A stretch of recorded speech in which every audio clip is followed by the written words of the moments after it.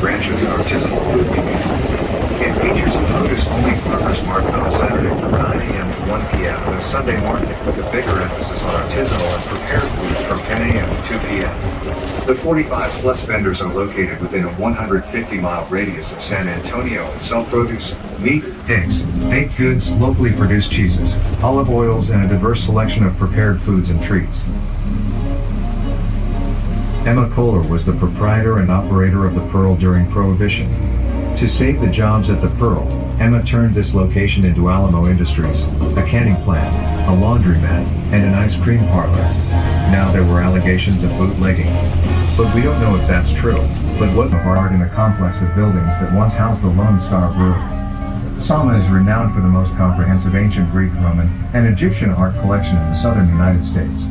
The Nelson A. Rockefeller Latin American art wing spans the ages from the ancient Americas to the present, and includes an outstanding collection of folk art.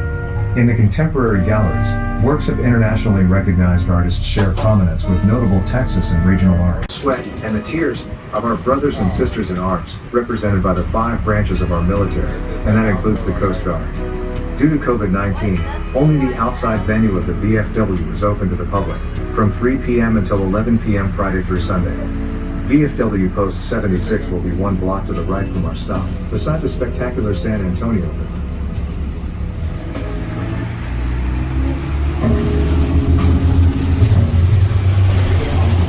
Many visitors come to stop number 5 on the tour. Generous barbecue plates, steaks, comfort food, and draft brews are the draw at this busy, down-home, cafeteria-style counter serve. Due to construction, this courtesy stop is available. Just cross the crosswalk to the left, go 1 block, and you will see the doors that enter barbecue heaven, here in downtown San Antonio, which is inside the hotel. Start with one of the crispest, coldest house salads ever on offer. A great choice would be the brochette, which is 4 bacon-wrapped grilled shrimp, stuffed with vanilla cheese and a sliver of jalapeno, then laid over a bed of spicy dirty rice. Also, here, Paramore, across the street from the hotel, is a stunning rooftop space featuring a legendary indoor lounge and a striking outdoor patio overlooking the San Antonio Riverwalk and the historical museum district.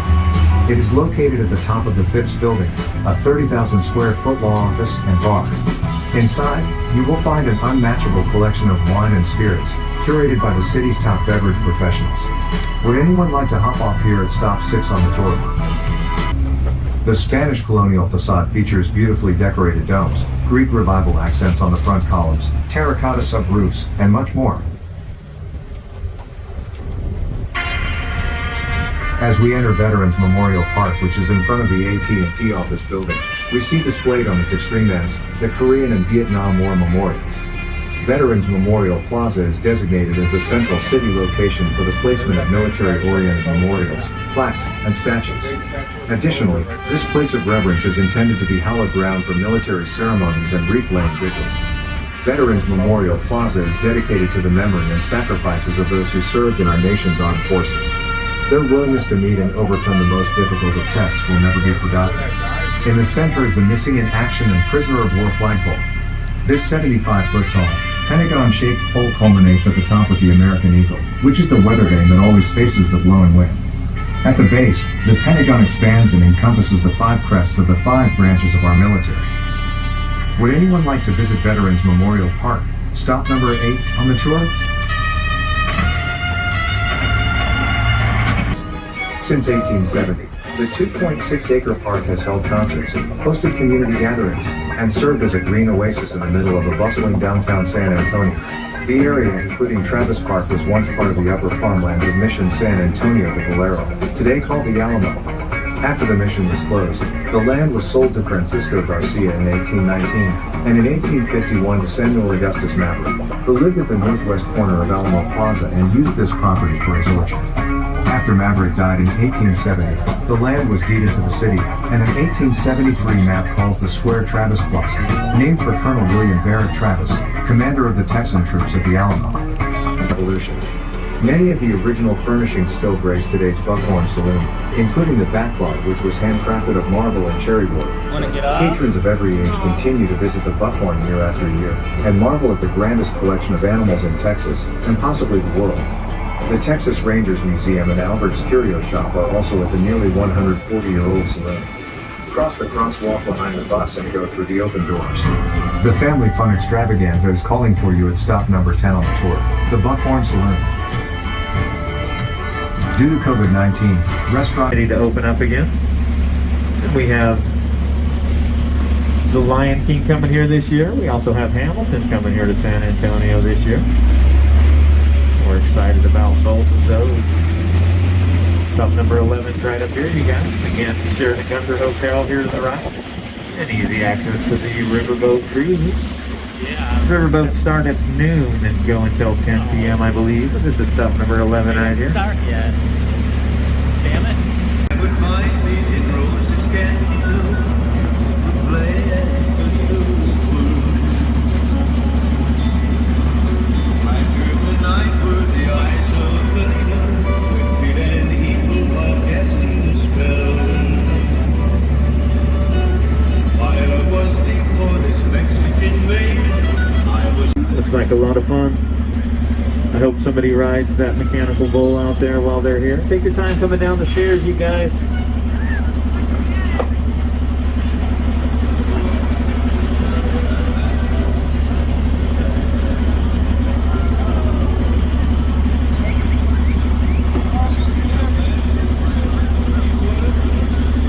Those of you staying on the bus, my best jokes are on the second half of this tour. Keep the King William neighborhood on our left. As we slowly make a circle around it, we will get to see a few of those nicer homes in a little bit. But to truly appreciate it, take a stroll down King William Boulevard around one of these bicycles here and take a cruise down there. The coolest thing that happened in this neighborhood, this is a true story, you guys. I saw a fox here one night. He just ran right across the road. I know what you guys are thinking. Y'all are thinking that is an unbelievable story, and if you guys don't believe that, you'll never believe what else I saw here. It was a squirrel. One of those German immigrants was Mr. Gunther. This road coming up right here was named after Mr. Gunther, or maybe Mr. Gunther named the road. You could probably do that back then. Mr. Gunther started the small flour mill. The flour mill is here on our left. The Pioneer Flour Mill, still in operation today. I'm pretty sure Mr. Gunther doesn't run it anymore. I don't think he's with us any longer. His house is still there though. It's on the other side of the flour mill there. His house is now a restaurant and museum. Grant's restaurant is open from 8 a.m. to 2 p.m. Wednesday through Sunday and is famous for a cinnamon roll. What's so great about a cinnamon roll though? The cinnamon roll weighs 3 pounds. It's bigger than my head, big enough to share with the entire bus, including the driver. After all, the driver's favorite food is free food. It's free food, you guys. You can see the people waiting for their seats there. Looks like Mr. Gunther did quite well for himself, doesn't it? My goodness. Who knew you could make so much money just making flour? I guess it is true what they say. You really can make a lot of dough if you have enough flour. King William neighborhood is still on our left. We're in Southtown now. It's called Southtown because it's south of downtown.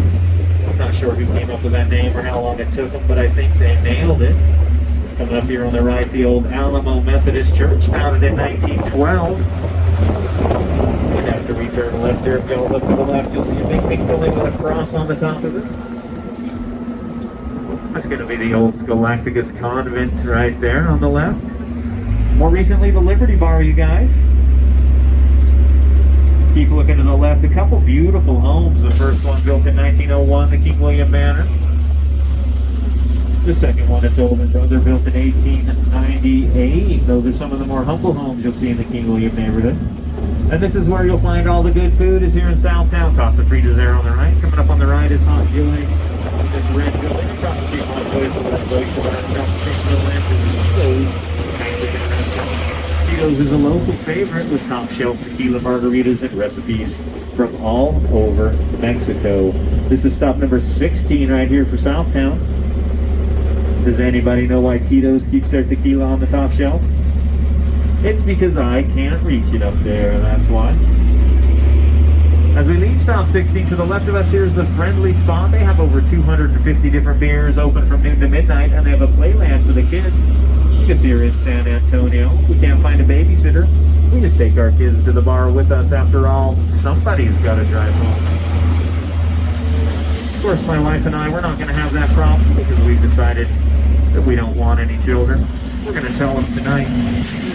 To the right of us here is Rosario, delicious comedian, margaritas, and an amazing chocolate flan. That was a joke. You'll get it later. It's okay. La Focaccia right here to the right, delicious Italian food.